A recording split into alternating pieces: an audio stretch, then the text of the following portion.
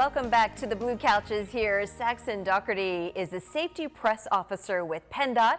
He joins us today to talk about pedestrian safety, so important as we're about ready to go to all those fun trick-or-treating events throughout your community. Absolutely. Well, thanks for having me. Yeah. We just know every time Halloween comes around, we know kids are getting excited, families are ready to go out and trick-or-treat, but we want you to go out with safety as #1 priority.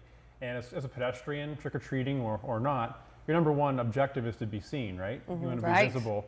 So we really recommend that people wear bright colored clothing as much as possible.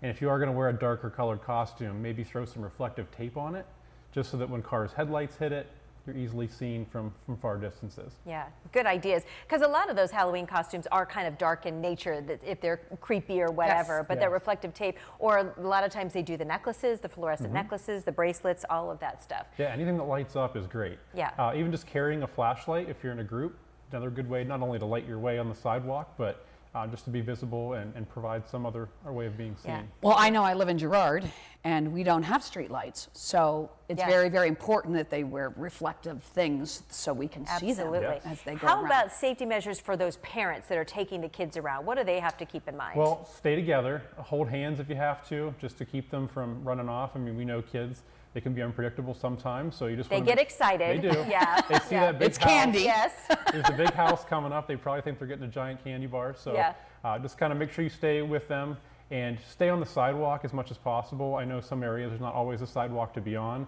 So if you are going to be on the road, make sure you're on the left side walking against traffic. So the opposite of what you would do on a bike. So that's super important. We don't want you to be predictable to the motorists that are driving, because they're not expecting you to just dart out in the middle of the road. So in that same vein, use the crosswalks.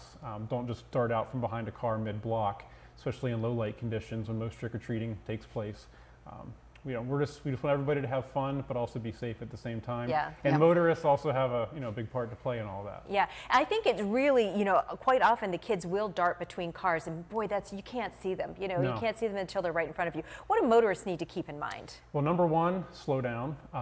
Especially when if you're in your own community, when trick-or-treating is happening. Make sure you're ultra aware of kids walking, and be prepared for the unforeseen. Like, even though we tell you to walk at a crosswalk, somebody still could dart out. So don't kind of give that false sense of security where, oh, we're good.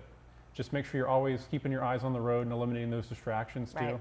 We know how much cell phones are a distraction, but it literally can be anything that's taking away your attention from the act of driving. Right, and even, a little bit before trick-or-treating hours or after, kids might be starting early or, extending what you think it should be over and it might not be. So just that whole evening, just be super aware of what's going on around you as you're driving, or just stay home. Don't drive. I remember it would just make me so nervous, to drive. Just go around your own neighborhood. Yeah, exactly. Yes. Those are great tips. And also, just real quickly, it is holiday season approaching, and you've always got great tips for drivers concerning holidays as well. Yes, so we know a lot of people get together, like to have fun, and maybe have a drink or two. So this is kind of a high period for impaired driving, and we have a special enforcement period that goes on around most of our holidays, including Halloween.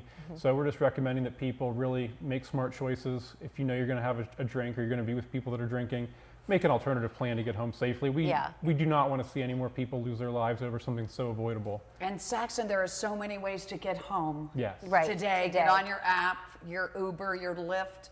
So many different ways to make it There's safe never for been yourself. more ways to get home safely. And it's $20 or thousands of dollars if you are. Yeah, it's a lifelong consequence for some people, just from a simple choice that they make. Yeah. Well, we appreciate you coming up. You came up from Royal City today, right? Yes. Well, you get a cupcake. I was eyeing them up, so I'm glad. Royal City. Thank you. I'm so glad to be here for cupcakes. Happy National My Cupcake coworkers Day. will be very jealous when they see this. Yes.